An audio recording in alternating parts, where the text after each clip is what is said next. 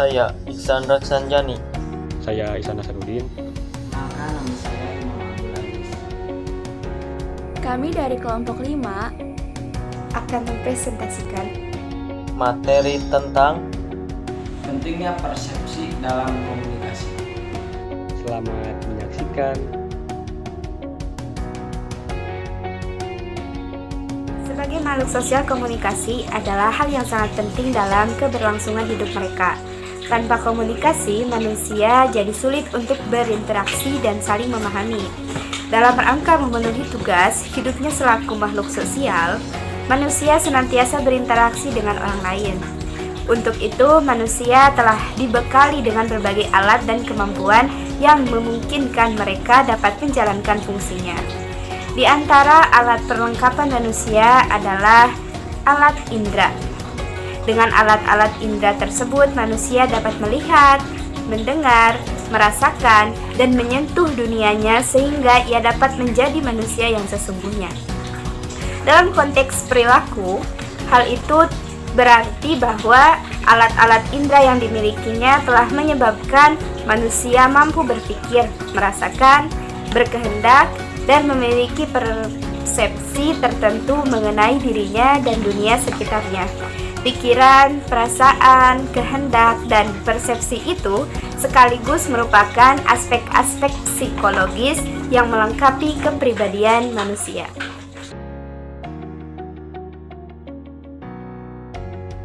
Secara etimologi, persepsi atau perception merupakan bahasa Latin yang berarti mengambil atau menerima. Adapun menurut Bimo Wolgito, persepsi adalah proses penginderaan, yaitu proses diterimanya stimulus melalui individu oleh alat indera atau disebut juga dengan proses sensoris. Namun proses itu tidak berhenti begitu saja, melainkan stimulus diteruskan dan proses selanjutnya adalah proses persepsi. Karena itu proses persepsi tidak lepas dari proses penginderaan.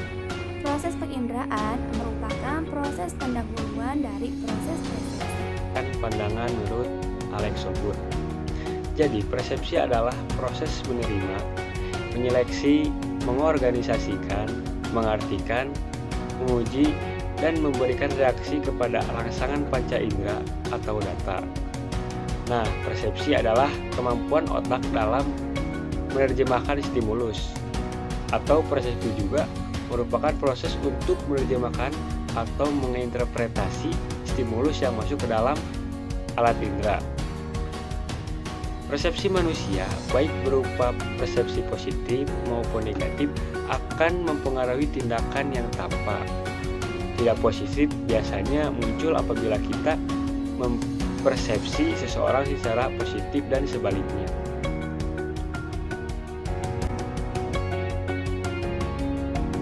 objek persepsi. Menurut Bimo Wolgito 2010 108-109, objek persepsi dapat dibedakan atas objek yang non-manusia dan manusia.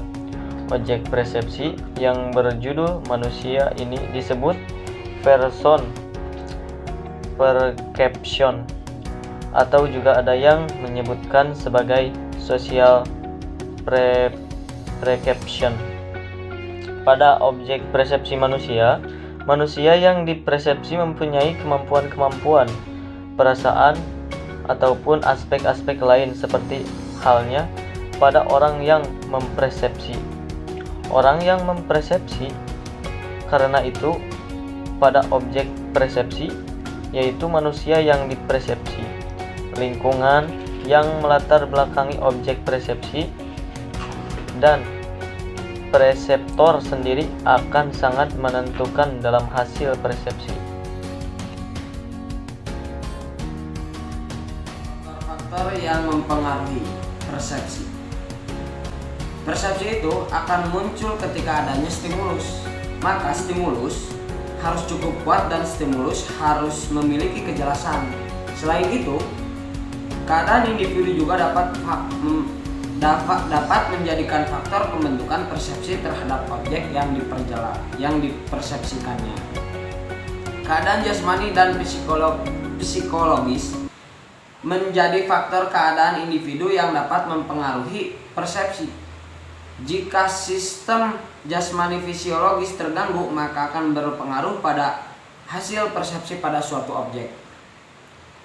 Sedangkan segi psikologis dipaparkan di atas, yaitu pengalaman, perasaan, kemampuan berpikir, kerangka acuan, dan motivasi akan berpengaruh pada seseorang dalam mengadakan persepsi.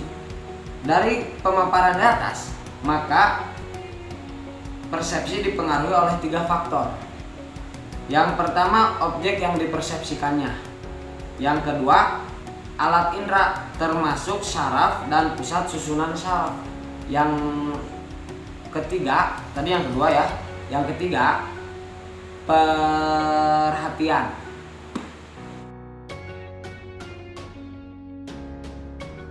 Nah, yang pertama ada faktor penerimaan.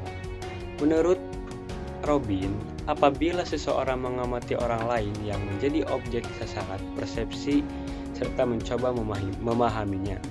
Oleh karena itu, pemahaman sebagai suatu proses kognitif akan sangat dipengaruhi oleh karakteristik kepribadian utama. Seperti yang pertama ada konsep diri, yang kedua nilai dan sikap, pengalaman di masa lalu, dan harapan-harapan yang terdapat dalam dirinya. Yang kedua adalah faktor situasi.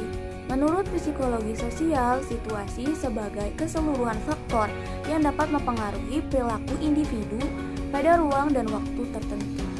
Bagi situasi, suatu tempat stimulus muncul memiliki konsekuensi bagi terjadinya interpretasi yang berbeda. Interpretasi ini menunjukkan bahwa adanya hubungan antara manusia dengan dunia stimulus. 3. Faktor objek. Aspek faktor yang ketiga ini memiliki ciri yang berbeda antara suatu objek dengan objek lainnya. Oleh karena itu, ciri dalam objek tersebut yang akan menentukan pengaruh terbentuknya persepsi. Ciri tersebut meliputi keunikan, novelty, kekontrasan, ukuran dan intensitas, dan kedekatan, proximity.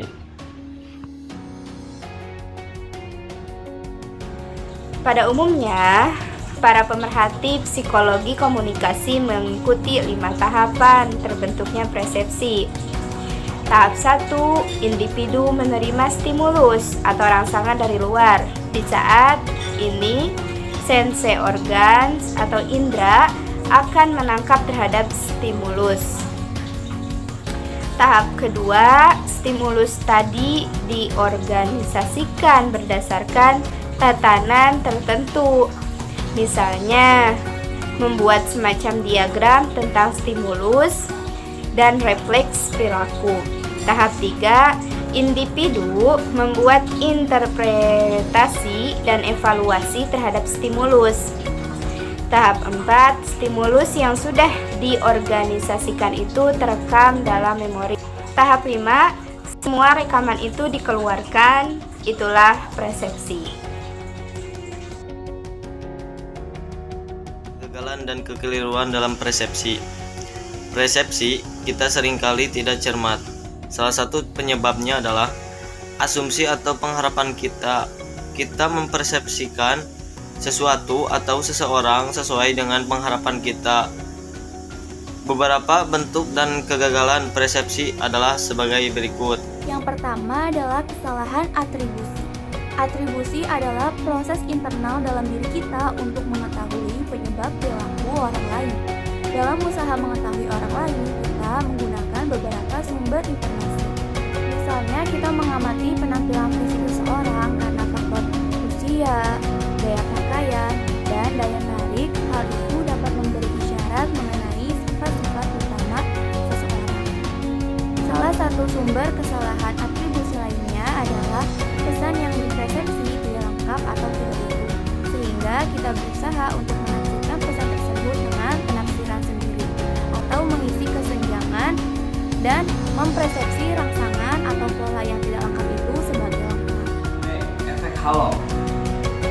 Merujuk pada merujuk pada fakta bahwa kita membentuk kesan menyeluruh mengenai seseorang. Kesan yang menyeluruh ini cenderung menimbulkan efek yang kuat atas penilaian kita akan sifat-sifatnya yang spesifik. Efek halo ini memang lazim dan berpengaruh kuat sekali pada diri kita dalam menilai orang-orang yang bersangkutan. Bila kita sangat terkesan oleh seseorang karena kepemimpinannya atau keahliannya dalam suatu bidang, kita cenderung memperluas kesan awal kita. Bila ia baik dalam satu hal, maka seolah-olah ia pun baik dalam hal lainnya. Stereotip. Stereotip ini adalah mengeneralisasikan orang-orang berdasarkan sedikit informasi dan membentuk asumsi mengenai mereka berdasarkan keanggotaan mereka dalam suatu kelompok. Dengan kata lain, penstereotipan ini adalah proses menempatkan orang-orang dan objek-objek ke dalam kategori yang mapan, atau penilaian mengenai orang-orang atau objek berdasarkan kategori yang dianggap sesuai, alih-alih berdasarkan karakteristik individual mereka. Contoh stereotip ini banyak sekali, misalnya cowok atau laki-laki berpikir logis dan wanita bersikap emosional. Prasangka, suatu kekeliruan persepsi terhadap orang yang berbeda. Istilah ini berasal dari bahasa Latin, yaitu praejudicium, yang berarti preseden atau penilaian berdasarkan pengalaman terdahulu. Suatu konsep yang sangat dekat dengan stereotip. Beberapa pakar cenderung menganggap bahwa stereotip itu identik dengan prasangka. Seperti Donald dan Joe Ervagin, dapat dikatakan bahwa stereotip merupakan komponen kognitif atau kepercayaan dari prasangka. Sedangkan prasangka juga berdimensi perilaku. Jadi, prasangka ini konsekuensi dari stereotip dan lebih teramati daripada stereotip. Menurut Ian Robertson, pikiran berprasangka selalu menggunakan citra mental yang kaku, yang meringkas, apapun yang dipercayai sebagai khas suatu kelompok. Citra demikian disebut stereotip. Geger budaya, suatu bentuk ketidakmampuan menyesuaikan diri yang merupakan reaksi terhadap upaya sementara yang gagal untuk menyesuaikan diri dengan lingkungan dan orang-orang baru. 6. Hubungan antara persepsi dan komunikasi. Belajar komunikasi, terutama persepsi, sangat penting bagi kita, masyarakat Indonesia, agar tak terjadi salah persepsi yang sering kali kita rasakan, bahkan kita lakukan. Mengetahui hal tersebut, sudah saatnya kita memperbaiki persepsi kita. Jangan cepat-cepat dalam menyimpulkan keadaan dan situasi seseorang. Menurut Suranto, persepsi merupakan inti dari komunikasi. Persepsi memiliki peran yang sangat penting dalam keberhasilan komunikasi. Artinya, kecermatan kita dalam mempersepsi stimuli indrawi mengantarkan kita pada keberhasilan komunikasi. Sebaliknya, kegagalan kita dalam mempersepsi stimuli menyebabkan miskomunikasi. Semoga apa yang kami sampaikan Dapat dipahami dan dapat dimengerti.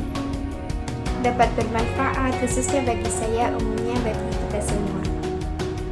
Cukup sekian dan terima kasih. Wassalamualaikum warahmatullahi wabarakatuh.